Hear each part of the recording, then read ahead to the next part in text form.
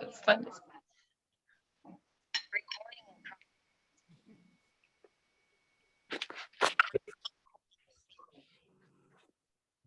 What? I got some you. Hi, everyone. Hello. Good evening. Hello. Hey. Whoa. I have this 3 screens that I have to scroll through, 4 screens.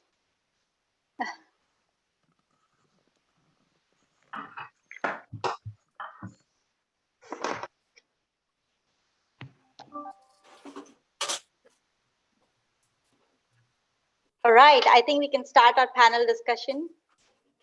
Good evening, everyone. Welcome to AI Orange County Women in Architecture panel discussion for Women in Business, Part 1.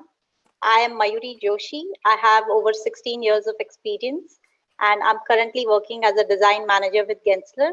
I'll be your moderator today. Before I present the panelists and dive into the panel discussion, I would like to elaborate on some information which you have already received as part of the invite.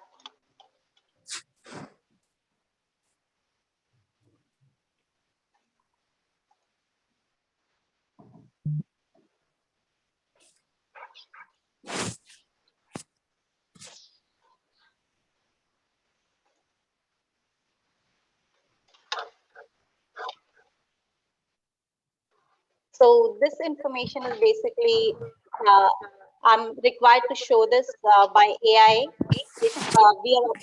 This session is approved for 1.5 AI learning units.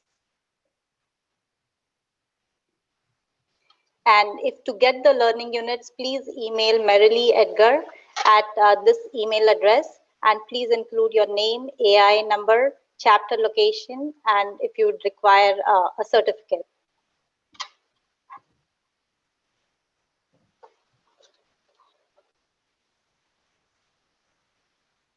Oh,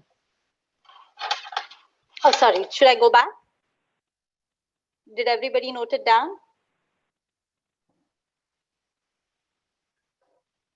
All right, moving on. Now, I did give a small introduction about myself, but I would also like to talk about 2 fun facts. First one is my mother. She has been a successful business owner for about 30 years. And secondly, I have had my own practice a few years back, but it did not last for more than 6 months. Bummer. Well, that's why, but I'm passionate and very interested about the subject of today's panel. And hats off to our panelists for leading the way and running successful practices.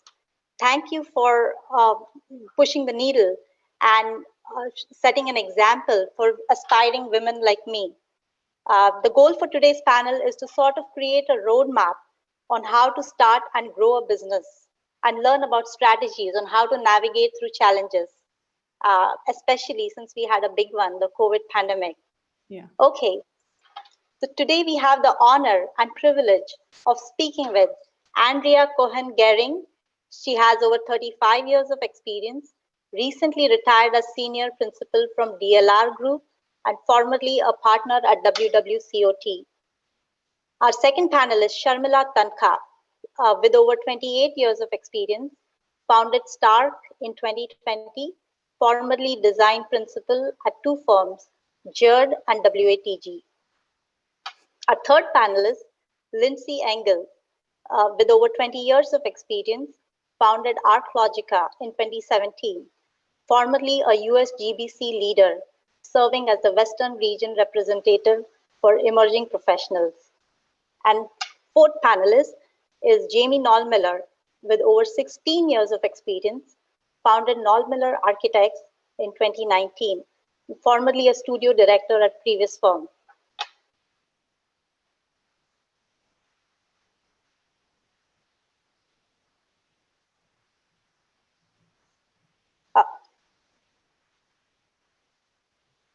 Can you guys hear me? Yeah, we can still hear you. Yes. All right. Sorry, computer glitches. All right. So What I would like to say to our attendees is this is going to be an interactive panel. We do have a Q&A session reserved for the last half an hour, but feel free to jump in at any point as I roll through my questions. Okay, enough about me talking. Let's hear it from our panelists. My first question to the panelists is tell us about your background and about your firm and what do you specialize in. Let's start with Sharmila and then Jamie and then Lindsay. Okay. Thank you, Mayuri. The name of my firm, as Mayuri mentioned earlier, is Stark Design Inc. And we are a boutique multidisciplinary firm offering architecture, planning, and building technology expertise. Our work has two distinct aspects to it.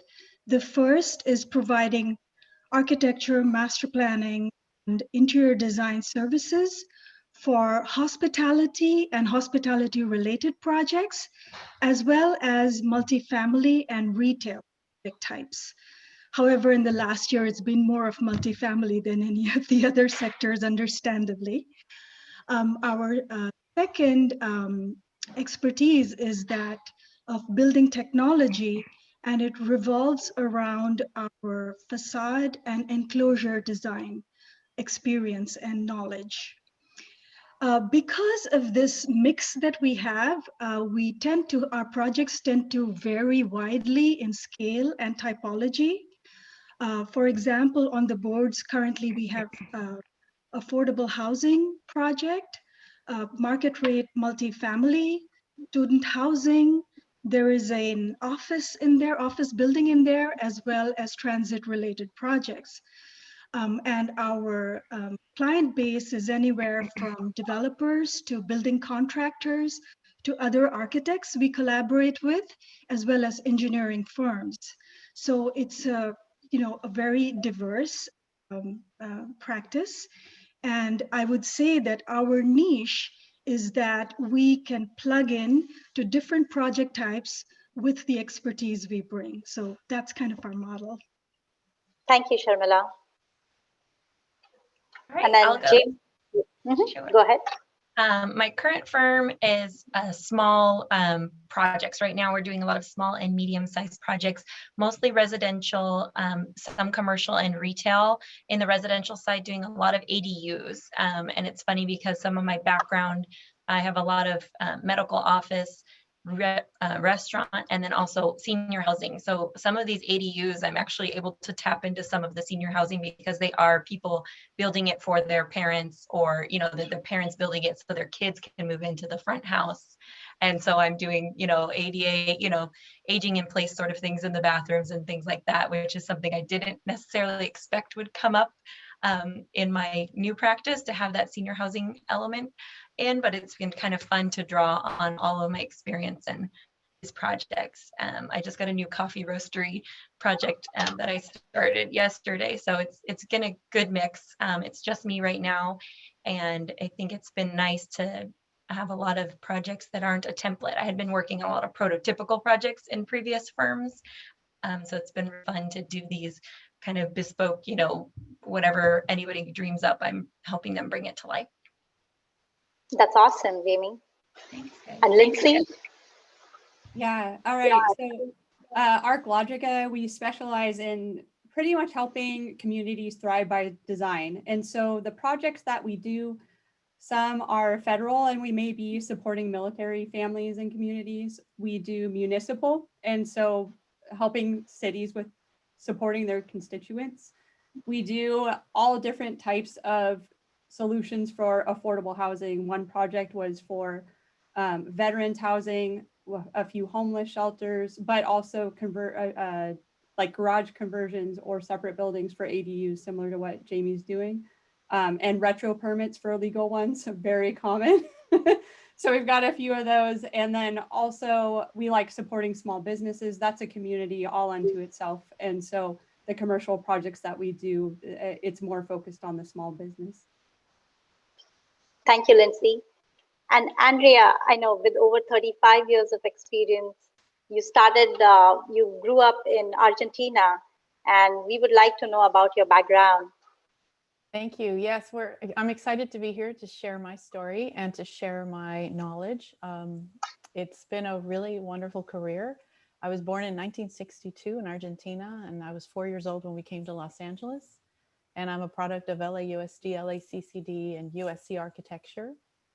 I had a wonderful experience in my early years working in very, very large firms and very small firms. I finally, including Gensler at one point, I settled into a firm called Whittam Wine Cohen in 1990, and I was with that firm for 20 years. And we sold that firm, our firm, to DLR Group, and I was there for almost 10 years. So 30 years combined. And we grew from WWCOT when I joined it in 1990 was about 25, 30 people in one office.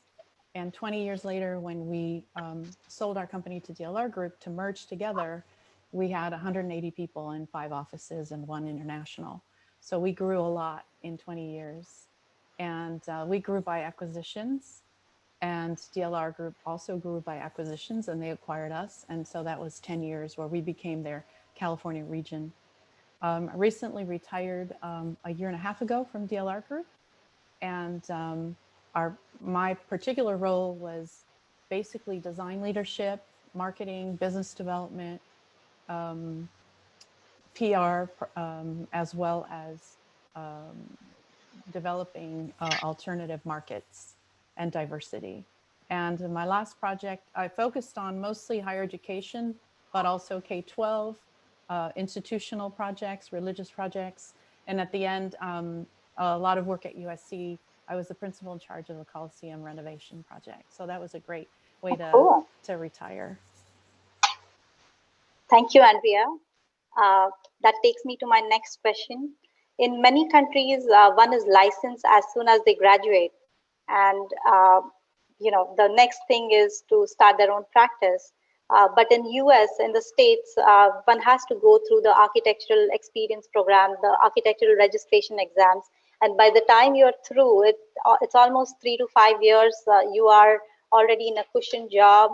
And it's very difficult to think of, leaving something as set as that to start your own venture. So my question to you is, what was that trigger point that made you leave a set job and to start your own venture? Let's start with Sharmila. Yeah, so I was playing the role of a design principal. And early last year, I took a step back and really reevaluated what I was doing in my career. I was leading a lot of international projects, most of them at a very frantic pace, that moved at a very frantic pace, and a lot of multiple, and I was feeling very spread very thin, and I longed to get back to the craft of design, to give each and every project the attention it deserves and get into the details. And while the travel was fun and it was great to see all these exotic places, I really longed to engage with my community that I didn't see very often and work on projects that hopefully have a positive impact on the communities we live in, as well as maybe for the future generations. Another aspect of this revaluation was I wanted to find an opportunity to work with my life partner, who I've known for more than 30 years. We met as freshman architecture students back in India, way back when. We crossed the 7 seas to come here as graduate students at USC. We've been married for 25 years, but have never worked together. So it felt like a really good time, maybe, to think about building our next American dream, especially since our kids were growing up and one at a time leaving for college. So it was a great opportunity to build something together. As far as the role I was playing in my corporate job, I felt like I was gaining that experience running all aspects of a studio.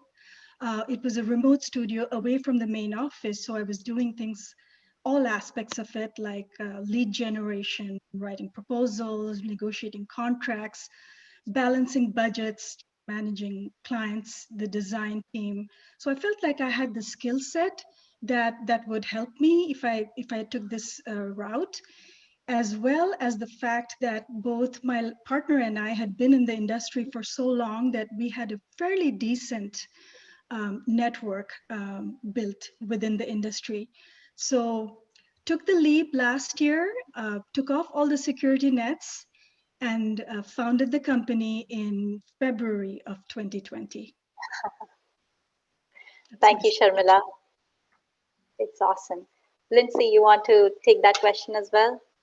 Sure. Well, it's kind of funny. I did not actually plan to start my own company or ever really have that idea.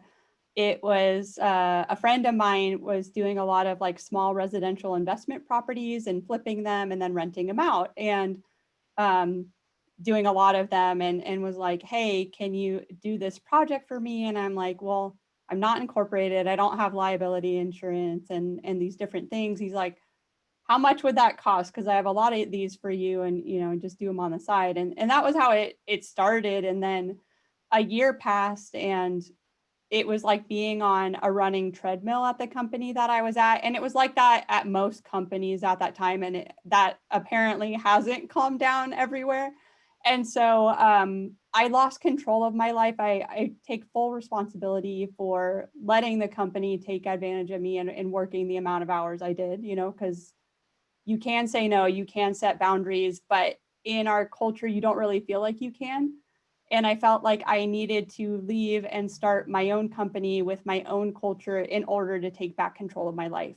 And so that is ultimately why I left the company that I was working for and said, you know what, I really need to take this full time and just go for it. Thank you, Lindsay. And next question is to Andrea. How do you develop, once you have, I know you started with a 30 people firm, how do you develop a healthy and sustainable practice? What are the attributes of a healthy practice?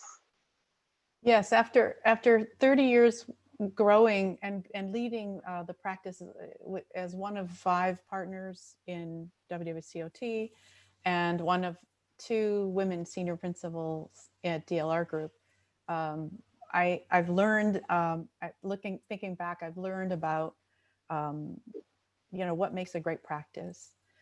And basically it starts with an entrepreneurial spirit in terms of your own firm, running your own firm, deciding to move on to becoming, and whether you work in your own firm and it's a smaller group, or if you're part of a larger group, but to be a principal and a senior principal in a large firm, it's important to have an entrepreneurial spirit.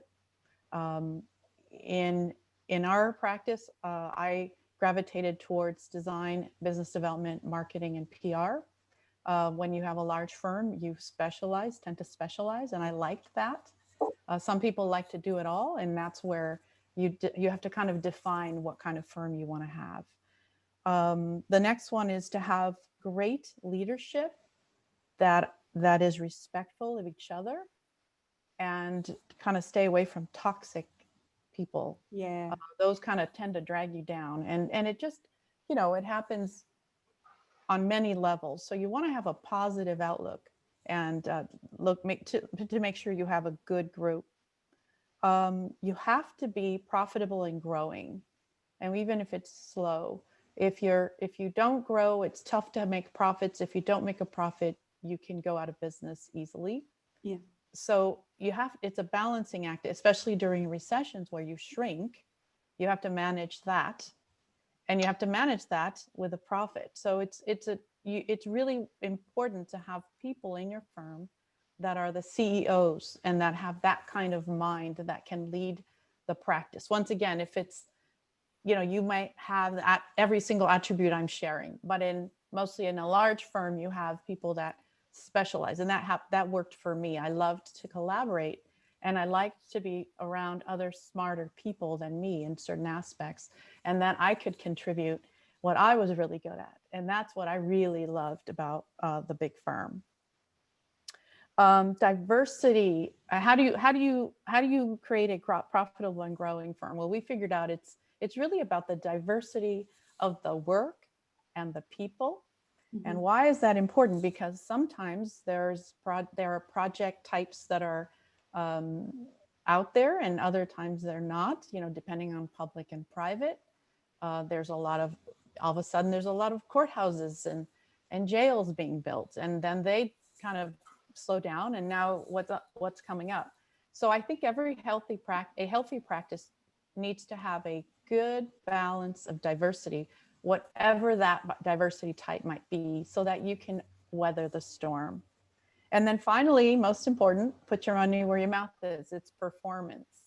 Mm-hmm. So is your firm and your team able to produce, first of all, get good projects? That's a big deal. That's a whole thing in itself. How do you get work? And then how do you build a high performance team, whether it's small or large, and how do you perform? How do you make that client happy? And how do you balance your design aesthetic and your personal architectural wants to balance with the client to develop and deliver a successful project? So it's pretty simple stuff, right? It's not really rocket science, but I feel like looking at firms and friends, so many friends that I've made and so many colleagues that I have in this profession, I sometimes I'll tend to see, oh, geez, you know, this firm, you know, didn't do as well as whatever 5 or 6 things that I listed. And all of those things have to be in balance. Thank you, Andrea. Now we know what are the attributes of a healthy practice, but how do you establish the foundation? How do you have to secure funding to establish the workspace, legal, HR? How do you build up the client base? Let's start with Lindsay. Sure. I would say that building up your client base, it really starts years before you even think about starting your own company. So I'm lucky that I'm outgoing, and I was part of a lot of different networks, whether it was USGBC or going to AIA events or BOMA or Crew, or there's a lot of things out there to go to, even ULI. And I met a lot of people, and you start meeting the same people over and over. And the more you see somebody, the more comfortable they are with you. And so when I went out on my own, it was kind of big news just because people don't do it that often. And it got discussed a lot. And there were a good amount of people cheering me on, and there was a good amount of people being like, wow, you're brave. Like, that's scary. And that sort of thing. And just having all of that networking ahead of time, that's really what started me off, because I could call people, say, hey, how are you doing? Or just letting you know I went on my own. And next thing you know, people were referring me left and right. And then I hired some people, and they knew some people too. And after that, everything was word of mouth. So you can't have word of mouth unless you have a lot of mouths in that network. So that's really how it worked for us. Thank you, Lindsay. And Jamie, the same question to you. Sure. Yeah, I had a similar experience with building the client base. Initial projects, I hadn't initially planned to start my own business, but a few people had approached me when I was kind of in between positions and said, oh, do you want to do this, you know, while you're deciding what's coming? And so that was kind of my turning point. And I said, sure. And so I kind of allowed, sometimes those things come up, and if you're not open to it, you don't see it. But once you decide, okay, I'm open to it, there's a lot more opportunities that come that way. So I did those projects first. And then once I decided, yeah, this is what I'm doing, I did reach out to a past network of clients. I sent individual emails and set up meetings with all kinds of people. So clients, developers, consultants, friends that are in architecture. I've actually gotten a lot of referrals from other architects who just do a different type of project or something. And now that they know that I'm here, they kind of funnel things that way too. So it's been a really interesting web to see how it explores. And I did have a friend right before I was deciding who has his own business, and I asked him, he was like, just do it. The work will come. If you're going to do this, it will come. And I was kind of, Yeah. I didn't really believe him because I think he lives a magical life if that's how his life works out. But ultimately it has panned out.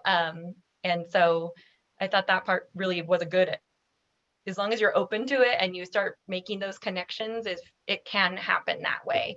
And especially I think if you have a niche, people, make sure everyone knows what that niche is. And that's where, your professional network can come in of like, oh, that type of project, I know who can handle that for you. As far as the funding and things like that, on my end, it was just self-funded. I went through and I made a spreadsheet of, what things I needed to get for insurance, the business entity setup and things like that, and software, like price researched, all my laptops and all of that. And I kind of came up with like a lump sum, and I kind of estimated, okay, if I do at least these projects, it's a net zero at least, and my first goal was kind of to just try it and not be, I didn't want to take out a loan or anything because I wasn't quite at that point, and I didn't need to because I was at home. There were minimal startup costs on my end. But my like most important investment was like my laser measure for field verification. I felt like that was like the most valuable thing I bought out of all of the things. But I did that, and then I kind of did phase one of like those very essential business things, and then phase two was like paying for my domain name and all of that. I kind of did that on like the second round of like, okay, I'm really doing this, let's get all these portions. So I kind of broke up the expenses and spread it out a little bit over that first few months, and it made it a little more bite-sized, I think. You guys make it sound like too easy. Well, we just showed up and then there was work to do. No. I will say that I didn't cover this part, but initially I didn't really have any startup funding or anything because I wasn't expecting it. And yeah, to start a website, it was like $150. Like it wasn't that much. But then when I grew and had employees, then I needed funding. And in my case, I had a home equity line that I borrowed against, which is like, oh my God, I'm borrowing against the house. But it was like a planned borrowing. It's not like I was sinking or whatever. It was like emergency. We had a stack of clients who were all late on their invoices, and it happens during the holidays. And so you just have to borrow and have faith that they're going to pay. And I'm like, there's no way this many people cannot pay. It's just going to all hit in January. And I was keeping my fingers crossed, and it did. And it was okay. And I paid back everything on the house. But, you don't know. And after I did that, I was like, okay, this is going to be fine. We have plenty of work there. That's great. Thank you, Lindsay. Thank you, Jamie. Andrea, my next question is to you. You were the force behind growing your firm from 30 people to 180 people. And I know you had some interesting strategies. You talked about acquisitions. Can you elaborate more on the strategies, what helped you get there? Absolutely. So I wasn't alone with this. We were 5 partners. I was not the highest level partner in terms of ownership. We had some, first of all, let's just talk about our partnership. Chet Whittam, George Wine established the firm in the 1960s, and it was Whittam Wine. And then it was Whittam Wine and Partners. Then it was Whittam Wine Cohen. My older brother joined the firm. And then many years later, I joined the firm. We both became architects. And I was one of 5 partners that starting in 1992, I became a partner. At that point, when I joined the firm, it was a very respectable firm, doing a lot of technical work, a lot of hospital work, parking structures, interior design. By the time I had joined the firm had already purchased an interior design firm and started doing interior design. So we have to just give the credit to those 3 original partners that were really business minded, very, very, very good business, good design and good business. When I joined the firm, we all were like-minded in that. Do I want to watch this? Can you guys hear me? You can hear me okay? Yes. Okay. Yes. We all had, it's important to have a partnership aligned in goals that you have. And so we were aligned, and all of us, we wanted to do bigger projects, and we wanted to do different projects, and we wanted to diversify. So we actually hired some wonderful consultants to help us develop our strategy. And so what we did is we decided that there were two ways to grow. One is organically, and the other way is to grow by acquisition. So the organic way takes a lot of time. Mhm. And so we went the route of acquisition. In the 20 years that I was with ultimately became WWCOT, Winnemain Cohen O'Leary Terasawa, we purchased a very large and significant and important firm called O'Leary Terasawa. They were colleagues from USC. And we then acquired the work that we didn't have, which is housing. It was police stations, museums, and things that we didn't do. And so we had a wonderful relationship with this firm, and they became principals with us. Then there were 3 or 4 other acquisitions. There was one in Palm Springs. We bought Don Wexler's office. We wanted to branch out into other cities and areas in California. And he did schools. So then that's when we started doing school design, K-12. And of course, Don Wexler is a very well-known mid-century modern architect, wonderful man. We purchased a firm near Sacramento so that we would be able to have a Northern California exposure, as well as their work in the Central Valley. And we also purchased another firm, Chris Mills, in Palm Springs. We wanted to open a Palm Springs office and a Riverside office. And it was, again, acquiring these wonderful people and wonderful firms to join us. And Bertolini and Sistardi, we acquired them, and they did quite a bit of senior housing and multi-use housing, multi-family housing. So through every one of those acquisitions, we brought in new friends and partners, and we were able to create a balanced diversity of work that helped us kind of navigate through the various years. So that's how we grew. I have to say that the diversification is the key, and the speed at which we grew, it was like, your hair is on fire, just going 100 miles per hour, because all of a sudden you're settled into something, and then there's something new. And for every new person, you had to deal with the acquiring and the bringing together of those practices. So we needed a whole group of people, accountants and lawyers and all of these things to kind of grow. And we did grow to that level.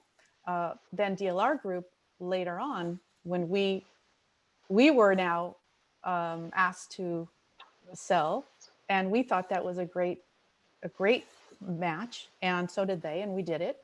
And we became the firm that was acquired. So that was great. And we transferred basically all of our information. We collected. Both firms actually did a great job in identifying the great things that both firms did and kind of utilizing the best practices. So that was really exciting.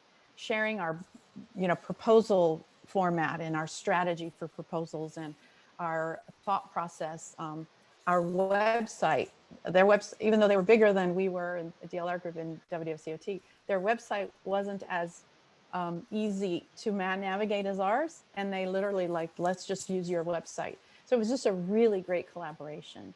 And then throughout the last 10 years that I was with DLR Group, the same thing, the firms continued acquiring businesses and partners. The last acquisition was in San Francisco with good friends of ours from AIA.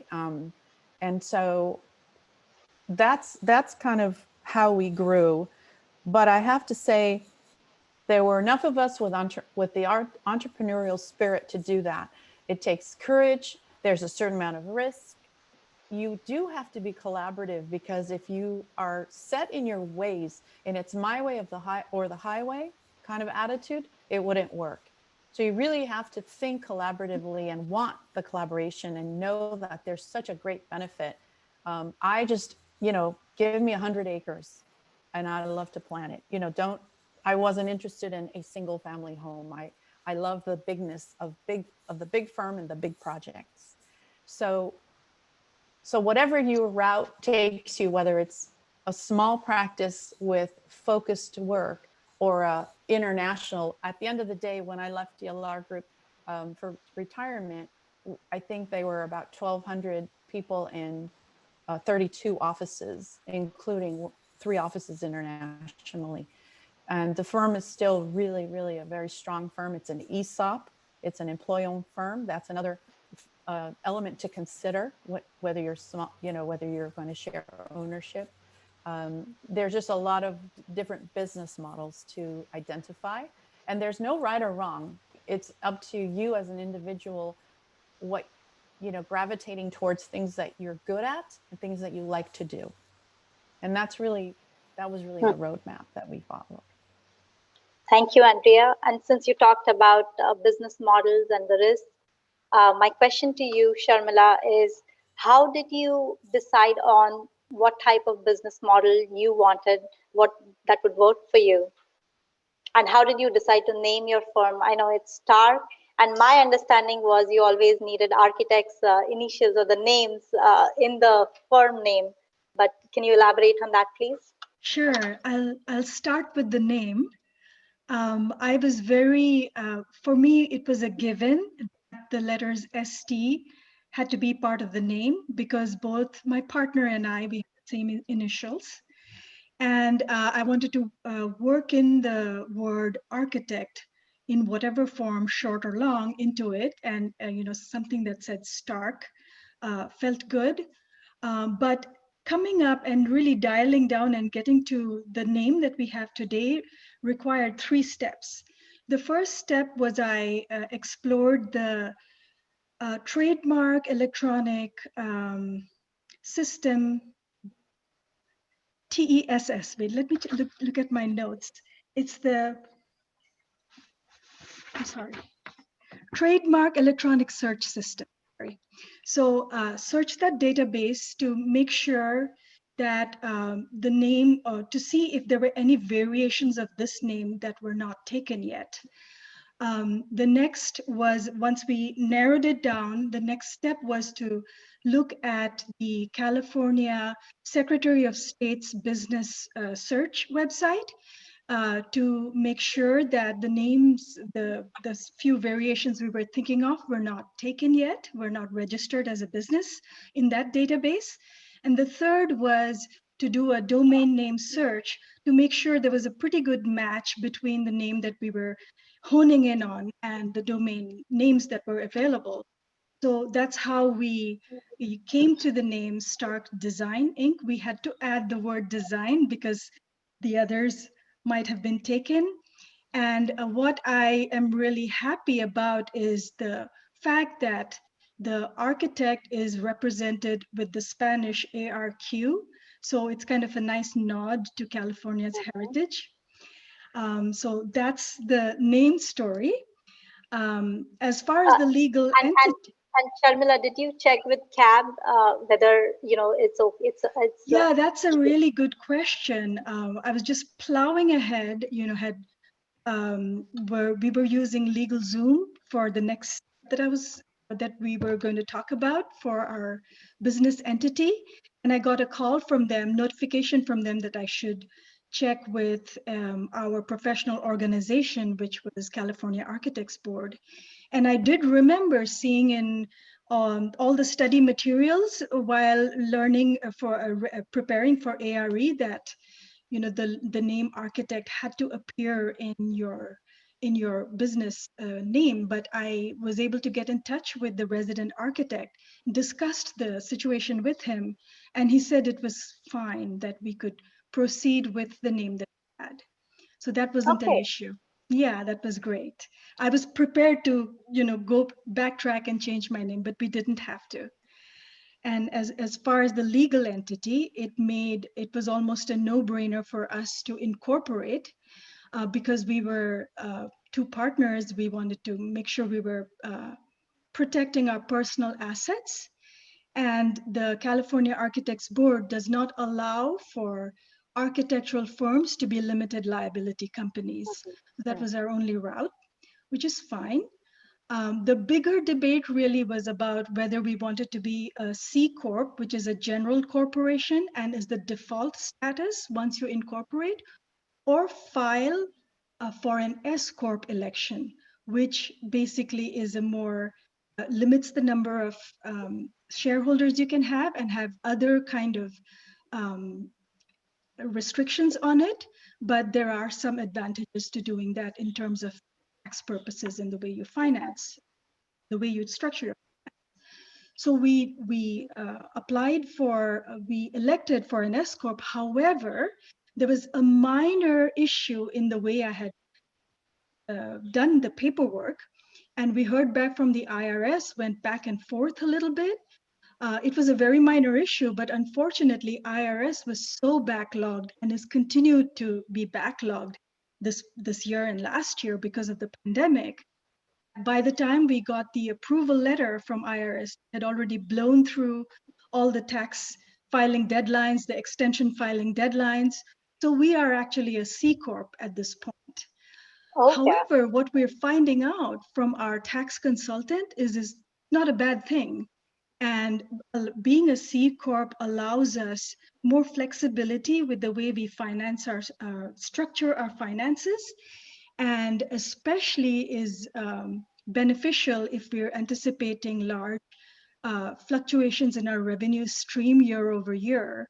So one piece of advice I would add to startups or aspiring startups is it's actually not a bad idea to invest in a really good tax consultant once you begin to see some growth in your business, because the tax code is so nuanced and so complex. There is really no way that we as architects can fully understand and master it. So that's my bit. Thank you, Sharmila. I think Betsy, you have a comment. If you set up as an S Corp, you can take advantage of R&D credits. Yeah, and we did Okay, contact SDA for more information.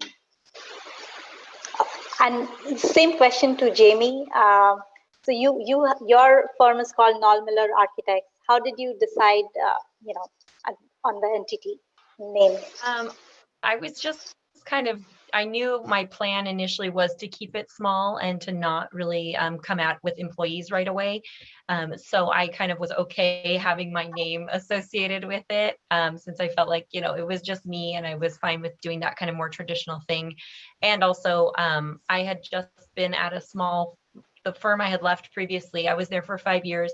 When I started, there were 2 people. When I left, there were 30. So I had kind of been through this startup process, even though I was slightly behind the scenes on some of these decisions initially. I was aware of them. So I kind of modeled my startup in a similar way. So I just went with my name, and then I'm also an S Corp. And I also had the contacts already for the tax accountant and an attorney. So I didn't do the LegalZoom. I did have the attorney do it, but the price was, to me, still was reasonable as far as the startup cost, but it was nice. They both kind of gave me my options and let me choose, my own adventure onto how I wanted to file this. So that's how I kind of ended up at where I was at. And so I am kind of I'm taking the good things from what I watched that other startup do and kind of taking my way with that. Thank you, Jamie. My next question to Lindsay, what were your biggest challenges? Was it family, kids, clients, getting work done, setting up a team, or was it something else? And do you think women have more challenges than men? I will say for every single person out there, it's going to be a different story.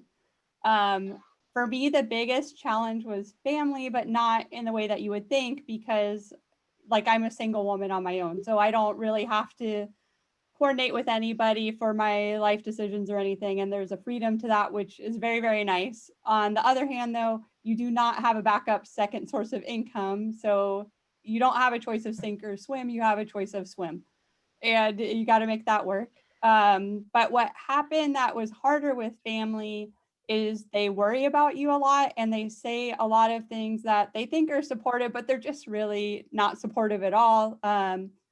You know, parents especially were particularly bad of like, well, where are you going to get your next job? And how do you know you can afford this? And how do you know you can support yourself? And, you know, when the pandemic first started, the first thing out of my mom's mouth is, you know, oh, well, are you looking for jobs? And I was like, well, yeah, we're always open to new projects. And she's like, no, I mean, are you going to find a real job? And just the realization that she doesn't even think of my company as a real job. I mean, she does now, because we had a lot of conversations because that was really inappropriate, but setting boundaries with family and telling them like, hey, when you say, oh, you're really being brave, what you're really saying is that would terrify me. I can't believe you're doing that.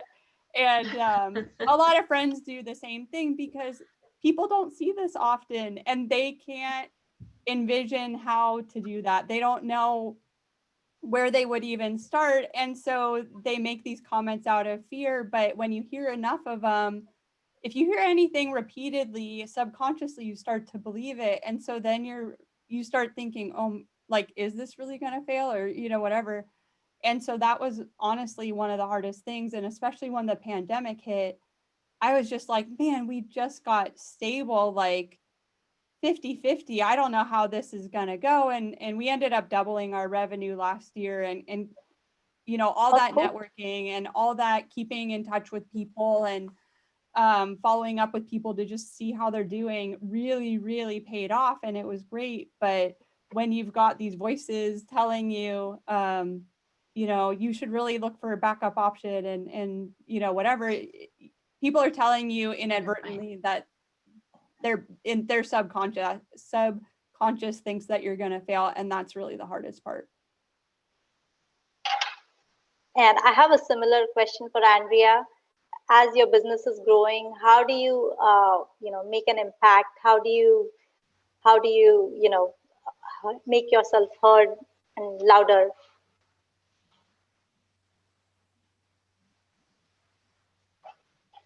Did your camera freeze? Oh. It's interesting. I like the word you chose, Lindsay. I'm here. Can you see me and hear me? Yeah, we can hear you. You're frozen, but we can hear you. Can you hear me and see me? Yes. Okay. Oh, okay. Hopefully I'll unfreeze it. It's a word, voice, the voice in your head. And that is so important to having self-confidence and helping you as an individual reach your goals. I was lucky enough to have a very supportive husband and mom. And when we were married and we were going to have a child, our first child, I kind of said, well, what am I supposed to do? Am I supposed to quit? Am I supposed to work from home? Am I supposed to, is it bad to have someone help with, you know, with the house? And I just didn't know what to do. I didn't really have a whole lot of mentors in 1993, 94. I didn't have a whole lot of mentors in big firms on how to behave and what's the right thing to do. And it's interesting because my husband's like, well, why would you quit? You're a great architect. You love it. And you're a happy person. That's important. My mom was the one that said, well, why would you change what path you're on? You're a partner and you have all these possibilities and your daughters will be fine. Your kids will be fine. I ended up having 2 daughters, 1994, 95.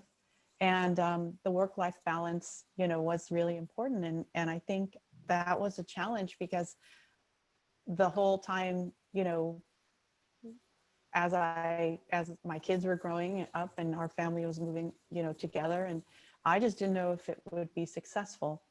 And I think it's very important to have a work-life balance, and it's very important to do it your way, you know, your way, whatever works for you. It's very particular, and those are the things that are important. In terms of getting the work done and all of that, and meeting your deadlines, you have to be very organized. And you have to be able to juggle a lot of things with family life and business. And I never wanted to work and be in a sweatshop kind of firm. So for me, it was important to have a very balanced firm, but intense kind of work time. And yes, you'd have to travel or there'd be overtime or whatever, but you definitely, I definitely wanted to have a good balance. Thank you, Andrea. And as a segue from my previous question, we saw a big challenge last year. Apart from all the startup challenges, we had the pandemic. So Sharmila, how did you navigate your firm through the pandemic? Oh my gosh. So the pandemic set in 4 weeks after, or we went into lockdown 4 weeks after we formed the company. And I must say, we were still on the runway. I thought I had time to settle into it. We did not have an online presence yet, and I hadn't spread the word aggressively yet. We really hadn't done much outreach. And the ability to meet people and meet new people and have physical face-to-face meetings evaporated overnight. So it was a bit of a panic mode at first, but I did take a deep breath and realize that this could also be a time for us to sharpen our tools and prepare for the future. We did get very, very fortunate. There were a couple of personal contacts that came through, and we got some work that kept us reasonably busy through the year. And I think this goes to the point that Lindsay had brought up earlier, is if you have a trusting network, then some of those mouths do the talking for you, right? So we did get fortunate with that. We had work that was carrying us through the year, but with the rest of my time, I dedicated it to doing the things that I felt like I needed to do. I applied for a Women's Business Enterprise Certification, or a WBE, with the WBE National Council. It's kind of a rigorous, time-consuming process. Took about 3 months, but that did come through. So we're a certified WBE. And after that, I also applied for the California Department of Transportation, DBE, or Disadvantaged Business Enterprise. And after their vetting process, that was approved as well. So we are now registered in the California Unified Certification Program database. So those were two good things. We, of course, were fortunate that we could minimize our costs because we hadn't yet had time to find and lease a space.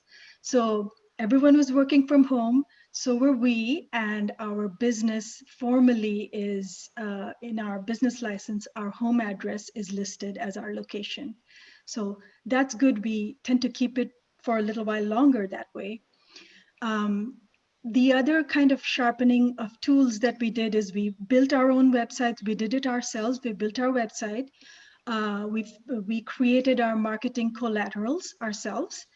And we also scrubbed our contract language. We worked with an expert contract lawyer to make sure the verbiage was right. And then, learning tools. I saw a note in here about payroll service and accounting. So learned new accounting tools and got caught up on how payroll works and things like that. But very importantly, we identified and recognized that our business technology expertise aligned very well with the oncoming bubble of the infrastructure push. So we did our research and outreach on opportunities that we identified in the horizon. And that's actually paying its dividends this year because as we're getting further into 2021, we are getting involved with a couple of these transit-oriented projects that are more long-term, give us a sense of stability, and for this year, we're looking fairly stable, and we hope that we can keep this momentum going. As far as goals, we plan to keep doing what we've been doing this far. Seems to be working for us so far. But we don't have intentions of growing too big. We do want to keep it boutique, and we want to stay very close to the work, because that's really where our passions are for both my partner and I. That's wonderful, Sharmila. And for Lindsay, I know pandemic actually worked for you. You mentioned that your business grew more during last year. So can you elaborate more on that? I mean, luck. Part of it's luck, but really, if you talk to anybody about what luck really is, you really do put in the work to have that come back to you.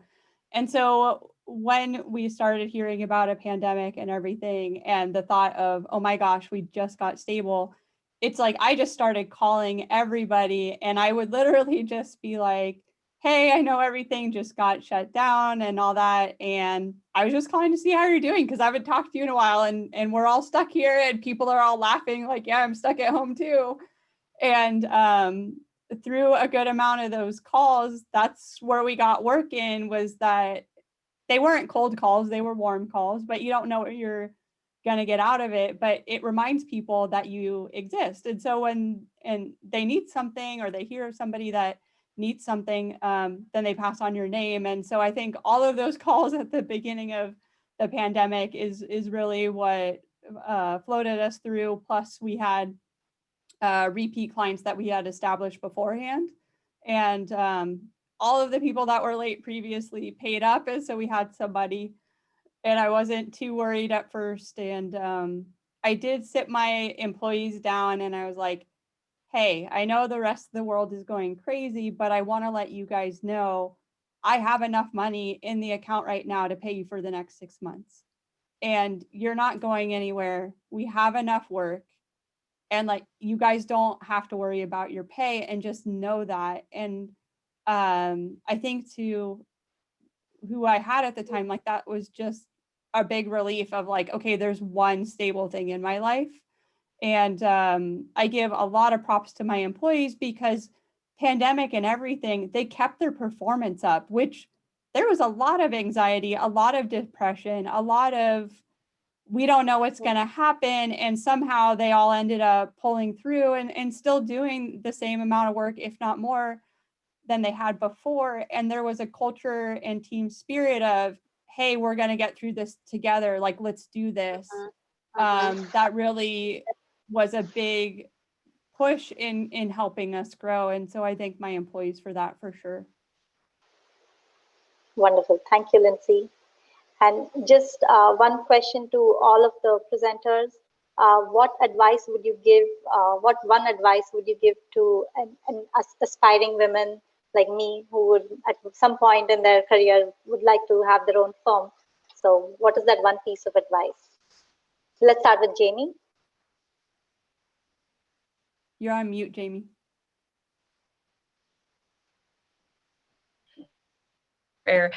One piece of advice I would give, and I know some people, since I've been posting about event and things like that, some people have reached out to me like, I am thinking about, your own firm and things.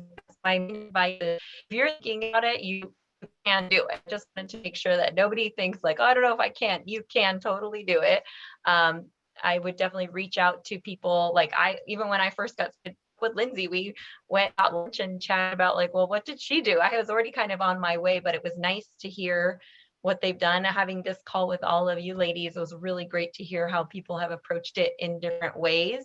And even after just our prep call from this, I was super inspired. So just those kind of connections with people, even if it's not a mentorship, even those quick conversations can spark something new.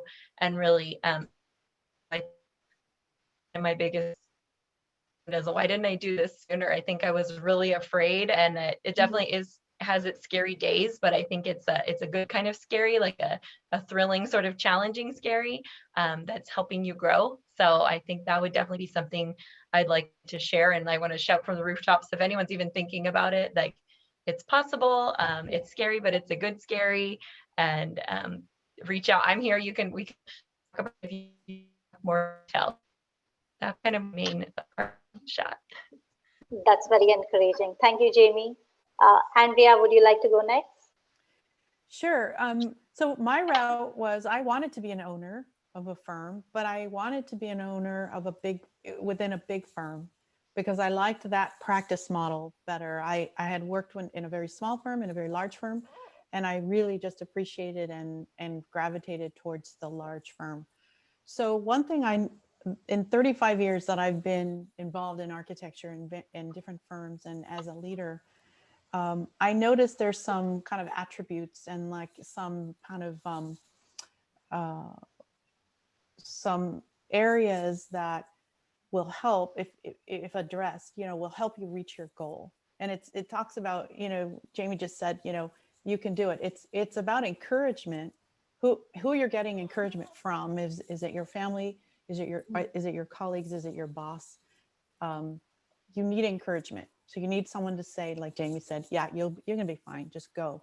Help push. I think one of the things I learned throughout these 35 years is I was raised in a very strong family of women in the family, like getting things done. Okay.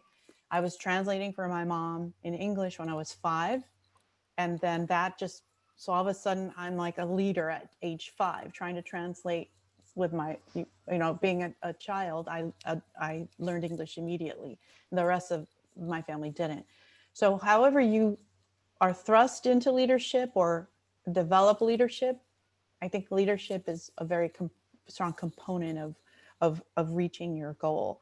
And being secure, there's a lot of insecurities being a woman, right? I had them all the time. It's like, am I good enough? Am I, are my kids gonna hate me? Can I actually be an architect? Can I pass those tests? I mean, we're just constantly bogged down with insecurity. So there's a whole emotional part of succeeding. And it's like that, that climbing up the hill. So that, lean in, that book, lean in, and to be the first one to raise your hand and answer a question or have a comment, participate, speak your mind, even if you don't think it's going to be right, or even if you don't think the room agrees with you. Have courage. And how you get that courage is going to be your own kind of journey. How do you get to that point where you are courageous? And I had plenty moments of not being courageous and being afraid and being timid, but help those women. So when I joined DLR Group, they didn't have a lot of women in leadership positions. We were much more diverse in terms of a diversity of women and all that. And I became a mentor to many women in the firm across the nation. And some of the firm members, they didn't really have those role models that like I didn't have. And it became a great mentoring group across the nation on Zoom meetings and things like that. And I think that the mentoring component, it's really, really important. Even in mentoring, it could mean that you just have coffee with a friend and ask some questions and you're reassured and you learn something. So I think that emotional component of leaning in, of being asking people to mentor you, don't be afraid, asking people for help, advice. Believe me, I love helping people. I love helping women and minorities in particular, because there aren't enough of us representing that role. And it's just super, super fulfilling because I was mentored and I was nurtured. And so I think those are the things that are the intangible components of this discussion. That's great. And Sharmila and Lindsay, just quickly, I know we're at 5:30 when the Q&A needs to start. So just quickly, what one piece of advice would you have? Shortest way to say it is you have to ask for help. If you're doing it alone, you're doing it wrong. And I mean mentors, cheerleaders, whatever, books. There's a lot of really good books that were super helpful to me. But yeah, if you're doing it alone, you're doing it wrong. What I would add, great points about leadership and about, creating an ecosystem of supporting individuals. I think those are really good. What I would like to add to that is preparing yourself to take that step. I would encourage you, and maybe this group is different because I'm seeing a few names in here that I know don't have this deficiency at all in them, but in the work culture that I was in my two previous offices, we were so wrapped up and engrossed in our work that we did very little networking outside of our organization. So I would say take the time, attend events, attend AIA, get involved with AIA, when you have the opportunity, get involved with ULI, get involved with any of the other organizations. I've heard of NIOP, though I'm not a part of it, but try and meet as many people. And, some of us are introverted like myself, but I forced myself because I do like people, but I'm unable to open up very quickly. But I lean into the fact that I like these people and I want to keep meeting them again and again. And I tell everyone that when I'm mentoring my younger colleagues, I would say, you got to go attend these events. You just got to go put yourself out there and you'll get comfortable with it eventually. That's one piece of advice. And the second one I would say is that in a lot of corporate situations, you get kind of pinned into what your role is. And I would say always push the boundaries. Try and do more than what you're asked to do. That's how you build your skill sets. And that's how you become a more whole architect and someone who can take care of a business and be able to take care of all of the aspects of that. So that's kind of what I would add to all the other great points that my co-panelists have made. Thank you, Lindsay, and thank you, Sharmila. Now I'll open it up for Q&A. Whoever wants to ask a question, please unmute and you can ask the question. And we would like to see you also.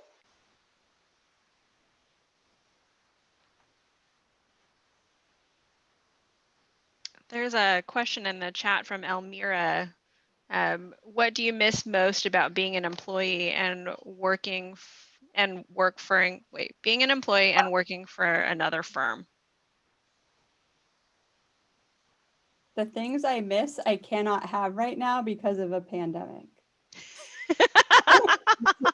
Like the sense of community and having a lot of people, I miss that the most. That's fair. Yeah, I would agree to that as well, Lindsay. And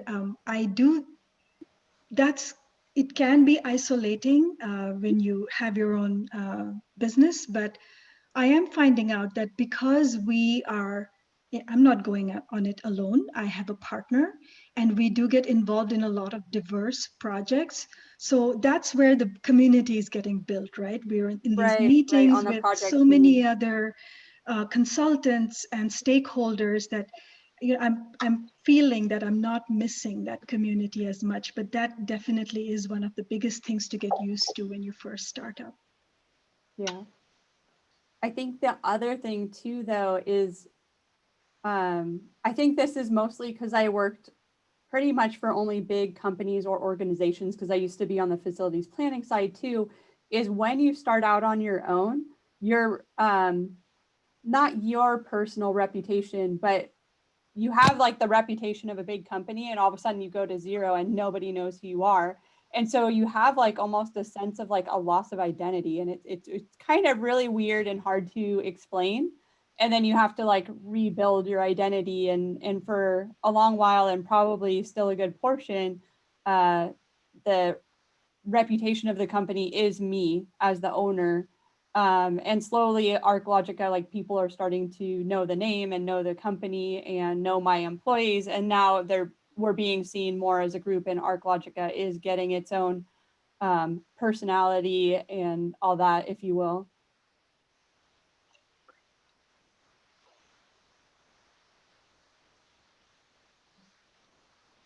I don't know if there's other questions. I have a question for Andrea.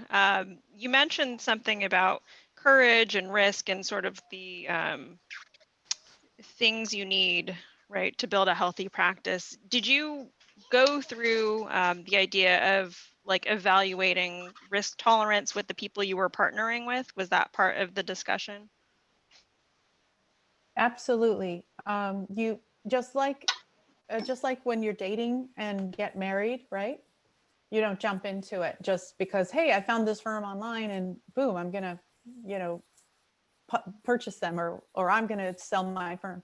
It's a dating game, and you have to really have alignment with your thought process, your goals, your personalities. It's all very important, because if you end up having a partner that's toxic, or that isn't collaborative, or was selling for the wrong reason, or buying for the wrong reason, these can be catastrophic. And it's not a perfect situation, even after you get to know everybody, you know, mutually, and you strike the deal, and then you come together. You know, you have two companies working differently, and how you reconcile that to becoming a better company together is up to those individuals to be able to work together to make that happen. There's one question in the chat. What are each of your favorite or most impactful business or leadership books for you to encourage everyone to read? For me, Architect plus Entrepreneur was, I think, the best one. I need to look up. I'm going to Google off to the side here who it was by.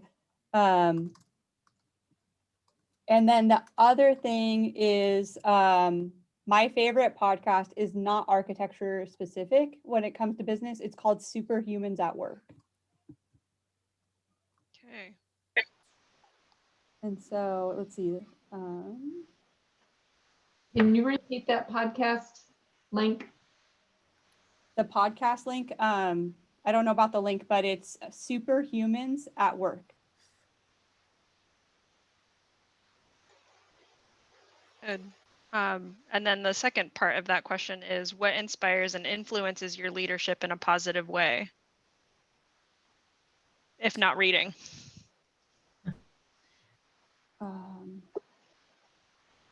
I'll have a little take on that. I think for me, I left my other firm very specifically to not be under that leadership style. And so I think I've put a lot of time of thinking, even though I don't have employees yet, but I have been kind of laying out like what I want the firm culture to be if and when I do expand and have more people. And things like that. It's really been evaluating. And then I have another group of friends from architecture school. We've been doing, like, through the pandemic, kind of a monthly Zoom call, and it's sort of shifted. At first it was more social, and it's sort of shifted to where we obviously need to talk about these things just to get it off our chests. And we all work at different size firms and things like that. We've been kind of having our own little now I put it on the calendar as a board meeting, our little own leadership meetings, and discussing what we've come across and what we want to, either books we've read or things that, like, they have different trainings at their office. We've been kind of establishing that as a culture to help us develop on our own, even independently of our work culture. So it was kind of a neat thing that has morphed out of the pandemic to help each other develop those ideals and skills for leadership. I'm putting links in the chat for the things I suggested. I'm sorry. This is Andrea. Go ahead, Andrea. If you want me to, my favorite book with regards to this topic is Lean In by Sheryl Sandberg.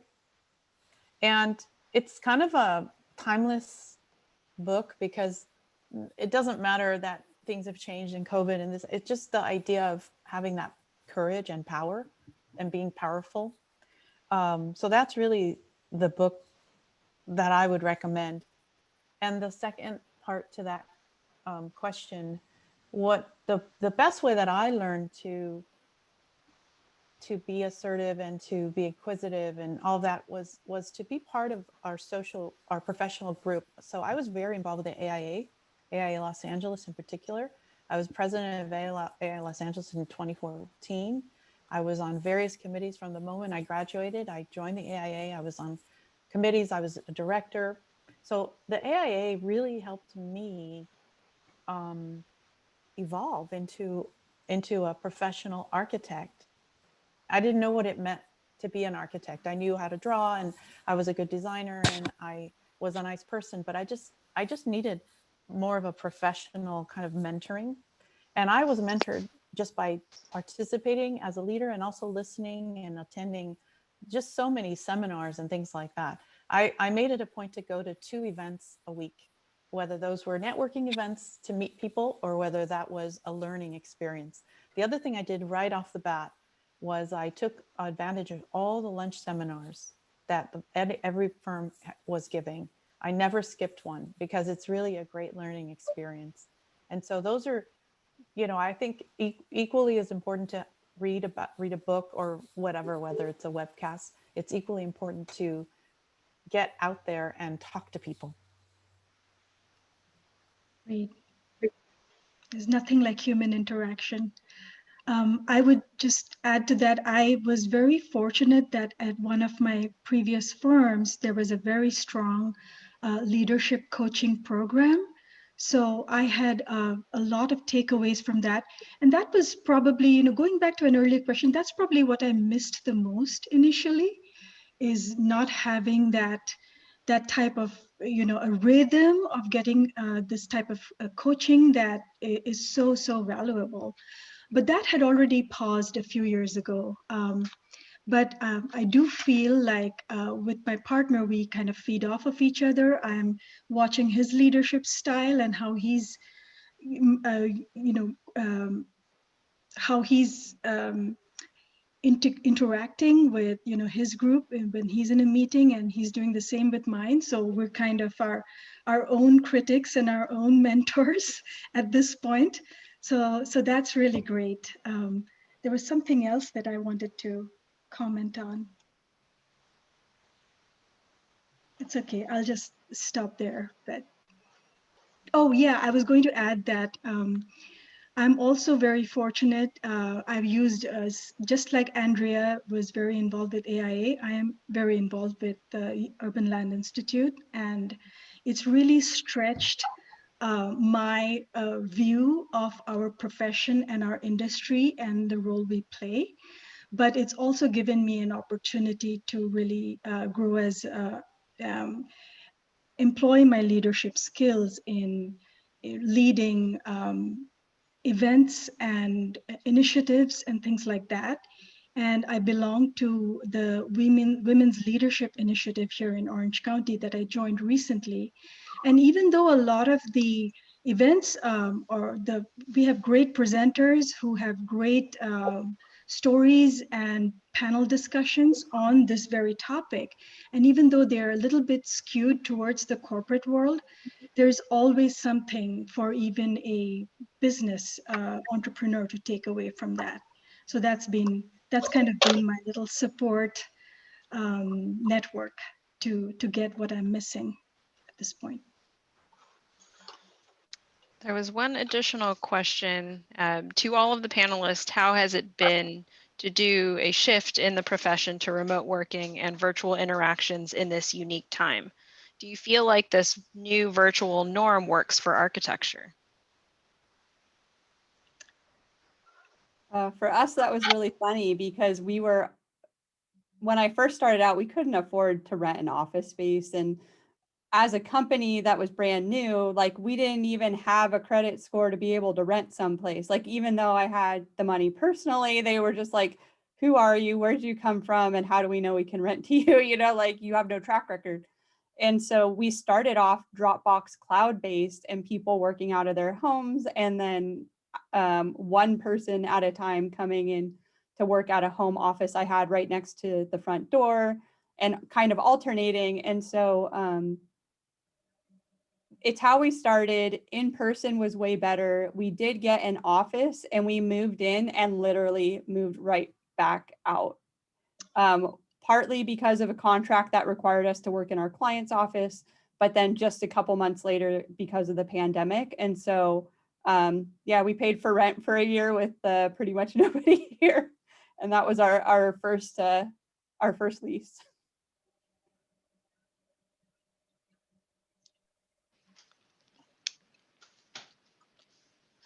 That was a question for Andrea. What does retirement mean for you now, and what are your dreams moving forward? So for various reasons, I retired from my firm, and it was associated with my husband's retirement a year later. Mostly we found a retirement home 2 years earlier, and we moved to Long Beach. And so I'm now a resident of Long Beach. And, you know, I kind of was tired of the grind, and so was Mike, to be truthful. And the firms, you know, were doing well, and it was a decision we made. By the way, this is work-life balance here. So sweet. A little puppy here that I got to keep quiet. So basically, you finished a project like the Coliseum renovation, and it was like, wow, what am I going to do after this? And, you know, there comes a time where I was getting kind of tired, to be truthful. And I was, you know, basically working 10 to 12-hour days, meaning I would, you know, go to work a full day. Lunch meetings were always there. I never did a lunch thing, you know, mostly it was meetings to take advantage of the time, getting home in time for dinner. Once the kids were asleep by 9, I would do 1 to 2 hours of work every night, you know, reading proposals, marking things up. And again, this is a lot of this is before technology where you could redline things. I think there comes a point where you kind of you have to get off the treadmill. And I kind of consider this to be a sabbatical right now. And I'm giving myself time I've never not worked since I was 15. I've never not worked. I mean, we had 2-week vacations up, and then, you know, by the time you become a senior principal, now you have 6 weeks a year, but those were limitations that I had, and I never could just be a human. So now I'm actually really interested in helping. I'm a fellow of the Institute, and they said something, once you become a fellow, you actually start the next phase of your profession. And I really think we need more architects in public office, in leadership positions. And I think that we're wasting our talent in a way of just doing architecture. So I'm looking here in Long Beach to be part of a local community, a leader. I'm giving myself some time. I think I deserve that, to just like decompress. And then of course, COVID hit. I was starting to have meetings with people to see, okay, what's next for me? So I don't have the answer right now. I just got vaccine, and it was like, until this is over, I can't really think of anything else. So I think I had a year of a setback because of COVID. COVID has affected all of us. But I think it's important that I stay stimulated, part of the profession. Definitely, I'm starting to get interested in the outside world and how architects can help move things along, because we're analytical. We have tools at our disposal that others don't, and we are collaborative now by nature. And women are detail oriented, and I think a lot of that those are great attributes for civic leadership. So I don't know, but I'll keep you posted.